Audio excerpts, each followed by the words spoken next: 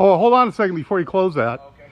I just wanted to show people this. This was a police officer's car. I'm not sure, a detective's car or whatever, but it's going from one police officer in Oklahoma to another one, a relative, in Bakersfield. And this car is just in incredible shape.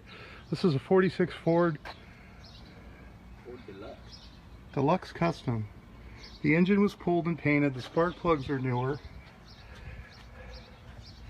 That mileage could be the original mileage. Look at that motor.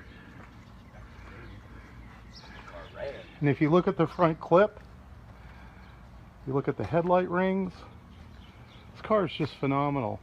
I told him, I think if you check the date code on those tires, that's probably when they did the work. But you look inside here, isn't that the coolest thing? There's all the chrome. There's the back seat. I don't even know if you can get that open. This car is just in amazing condition. Just incredible. So this is a really lucky guy. Hopefully he's going to keep it the way it is, get it running, and drive it to local car shows. Isn't this just incredible?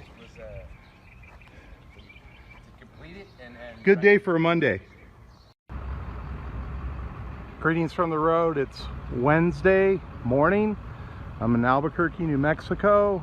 What you see here is a 46 Ford Custom Deluxe owned by an Oklahoma police officer who saved it, painted it, which is a shame in my opinion, from the black and white to another color.